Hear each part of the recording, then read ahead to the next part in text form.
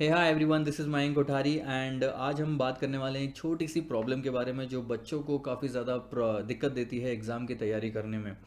आज जैसे आप देख सकते हैं कि जुलाई शुरू है। July, August, September, October and then November will be your exam.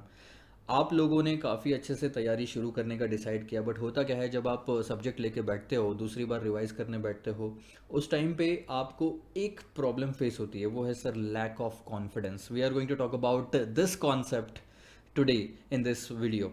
So what is exactly the lack of confidence? जब आप एक बार किसी कोर्स को, let's take an example, SFM का लेते हैं। एसएफएम का सब्जेक्ट आपने एक बार वीडियो लेक्चर्स के थ्रू कर लिया, एक बार आपने या तो सेल्फ स्टडी से कर लिया, ठीक है। एक बार कंप्लीट होने के बाद में जब आप दूसरी बार लेके बैठते हो और क्वेश्चन सॉल्व करने बैठते हो, तो उस टाइम पे आपको ऐसा लगता है यार ये फिर से मेरे को उतनी ही मेहनत करनी पड़ रही है, मुझे तो याद ही नहीं आ रहा है कि मैंने लास्ट टाइम इस पर्टिकुलर क्वेश्चन में क्या अप्रोच फॉलो किया था और क्या मैंने सीखा था। तो सेकंड टाइम भी जब आप करते हो तो आपको कॉन्फिडेंस बिल्डअप नहीं होता आपका उसके ऊपर में, और आपको उतनी ही मेहनत वापस करनी पड़ती है समझने में, उतने ही एफर्ट्स करने पड़ते हैं। और तब जाके आपको ऐसा लगता है कि यार मैंने पिछली बार जब 3 महीने इस सब्जेक्ट में डाले या 2 महीने मैंने इस सब्जेक्ट में डाले, उतनी ही मेहनत मेरे को वापस से करनी पड़ रही है। तो क्या जब मैं एग्ज़ाम में बैठूंगा और कोई क्वेश्चन मेरे सामने आएगा, तब भी मुझे यही करना पड़ेगा? तब भी अगर मुझे याद नहीं आया तो?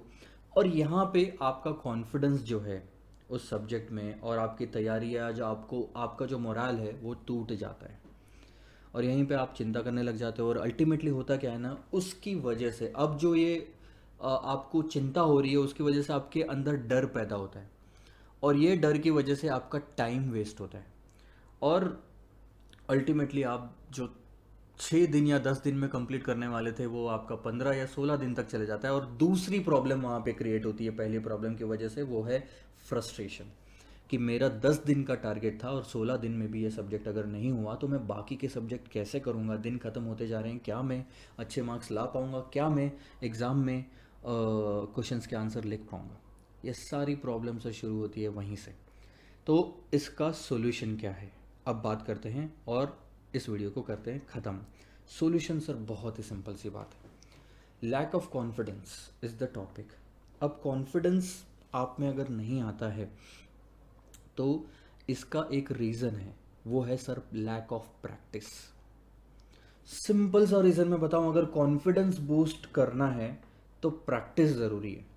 आप कोई भी एग्जाम्पल लेके देखो, everything in this world will become perfect और near to perfect when it is practiced for hundreds of time or lots of time. So example के तौर पे आप ले लो एक्टिंग।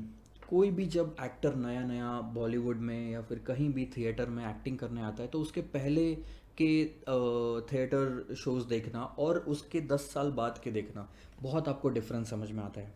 क्रिकेटर हो या फिर कुकिंग ले लो, घर पे जब आपने अगर कोई छोटी सी भी चीज़ बनाई होगी, लेट से मैगी और चाय, because these are the two things I think, by taking this example of Maggi and chai, I am addressing to every one of you. So जब भी आपने पहली बार चाय बनाई, जब भी आपने पहली बार मैगी बनाई, तब आपको लगता है वो बेस्ट मैगी थी? नहीं। जब आपने सेकंड टाइम बनाई, अब आपने एक्सपेरिमेंट करना शुरू किया, आपने थोड़ा दूसरे तरीके से सोचा कि इसको ऐसे बनाया जाए, फिर शायद हो सकता है ख़राब बनी हो, अच्छी बनी हो। तीसरी बार आपने उसमें कुछ और डाल के किसी और तरीके से ज़्यादा टाइम पे रख के पानी की मात्रा कम ज़्यादा करके मैगी को बनाया। तो जब चौथी पांचवी बार बनाया, तब जाके आपको कहीं सेटिस्फैक्शन आता है। और आप ये चीज़ समझो, जब आपने पहली बार अगर मैगी का पैकेट अगर आप हाथ में लेते हो, आज तक कभी मैगी आपने नहीं बनाई, और पहली बार अगर आप मैगी का पैकेट हाथ में ले रहे हो, तो होता क्या है, आपको पता नहीं होता कि मैं बना पाऊंगा कि नहीं बना पाऊंगा। लेकिन आज अगर मैं आपको बोलूँ, हॉस्टलाइट्स या फिर जो भी है, आई थिंक सब लोग बहुत बार मैगी और चाय तो बना ही चुके हैं, लेकिन आज अब जब आप किचन में जाओगे तो आपके चेहरे पे वो नर्वसनेस नहीं आती, आपको वो लैक ऑफ कॉन्फिडेंस वाली फीलिंग नहीं आती। आपके अंदर कॉन्फिडेंस होता है कि मैं चाय अच्छे से बना लूँगा, मैं मैगी अच्छे से बना लूँगा। क्यों सर? ये रीज़न है प्रैक्टिस का। आपने इतनी प्रैक्टिस कर ली है कि अब आपके अंदर से जो डर है वो चला गया है। अब आप कॉन्फिडेंट हो कि आप अच्छे से वो चीज़ कर पाओगे। The same thing happens with the subjects and the exam preparation. अगर आपको कॉन्फिडेंस नहीं आ रहा है किसी सब्जेक्ट पे, तो उसका सिर्फ एक ही रीज़न है सर, आपने प्रैक्टिस इनफ नहीं की। सो व्हाट टू डू, बस प्रैक्टिस करो। सेकंड टाइम आप वापस से पढ़ो, कोई और तरीके से पढ़ो, कुछ नया सीखो। सेकंड रिवीजन में भी आपने कुछ सीखना चाहिए। लेट्स से फॉर एग्जांपल एक स्केल बनाते हैं, तो उस स्केल में अपन 10 चीज़ें रखते हैं। तो पहली बार जब आपने रिवीजन, आप पहली बार आपने पढ़ा तो आपने शायद 3 चीज़ें सीखी। दूसरी बार जब आपने उसी चीज़ को पढ़ा तो और 3 चीज़ें सीखी। फिर तीसरी बार जब आपने पढ़ा तो और 3 चीज़ें सीखी। जब आपने 3 बार उसकी रीडिंग कंप्लीट की, तब जाके आपको 10 में से 9 मिले। पहली बार में तो 10 में से 3 ही मिले ना, कहाँ से कॉन्फिडेंस आएगा? तो आप समझ रहे हो इस बात को? कभी भी ऐसा मत होने दो कि कॉन्फिडेंस नहीं आ रहा या क्वेश्चन कोई सॉल्व नहीं हो पा रहा, उसकी वजह से आप अपना मोराल या आप डिसअपॉइंट हो जाओ और टाइम वेस्ट करना शुरू कर दो। Don't search for anything on the internet, don't ask anyone, any of your friend, nothing. You don't have to do anything, just practice, that's it. और कुछ करने की सर ज़रूरत ही नहीं है।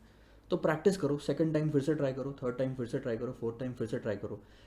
आप एक टारगेट बना लो, मन में फिक्स कर लो कि जब तक मैं इस सब्जेक्ट की 3 रिविजन्स कंप्लीट नहीं कर लेता, तब तक मैं खुद से भी एक्सपेक्ट नहीं करूंगा कि मैं एग्जाम में बैठने जाऊं।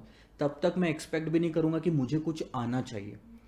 अगर आप एक्सपेक्ट ही नहीं करोगे कि आपको कुछ आना चाहिए, आप एक्सपेक्ट कर लोगे कि यार हाँ ठीक है, अभी तो मेरी प्रिपरेशन कंप्लीट हुई ही नहीं है।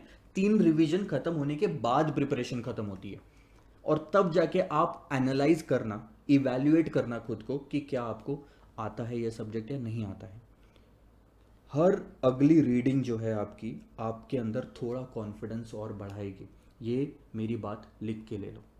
So the solution to the lack of confidence is practice, practice and practice. Don't get disappointed with any result. It's just that you need more practice. So go ahead and stay confident about your preparation. See you.